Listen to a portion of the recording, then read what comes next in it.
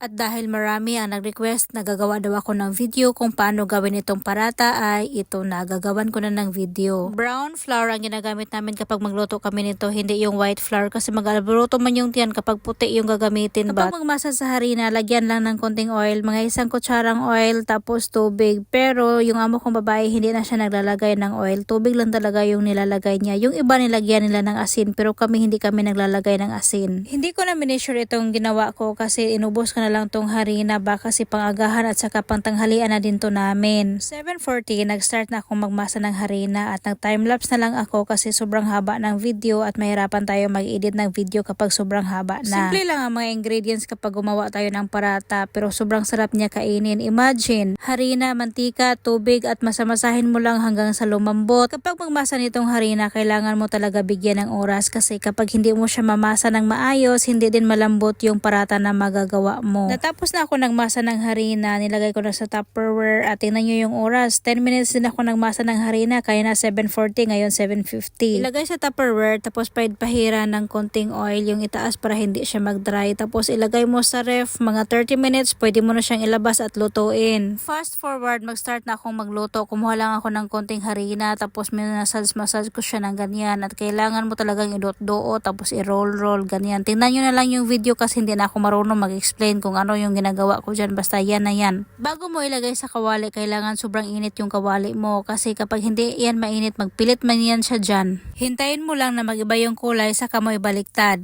Parata itong ginawa ko kaya nilagyan ko siya ng butter at saka pagkatapos itong lagyan ng butter sa itaas, medyo marami yung butter na nilagay ko tapos ibaliktad natin at yung kabila na naman yung lagyan natin ng butter. O diba sobrang bango niya guys, as in sobrang bango talaga at sobrang lambot na niya. Charang, tingnan nyo naman yung mukha, o diba perfect. Pero hindi pa yan luto ha, ito na yung luto, o diba sa kabilang side na yan, baliktad ko na yan at syempre ito na yung final product natin. Tingnan nyo naman guys, as in sobrang perfect talaga. Ito na yung mukha na kapag si madam ang magluto. At syempre, pagkatapos ay kakain na tayo. At dalawa yung ginawa ko kasi salaga ko yung isa. At kakain na ako guys. Thank you for watching. Bye bye. God bless everyone.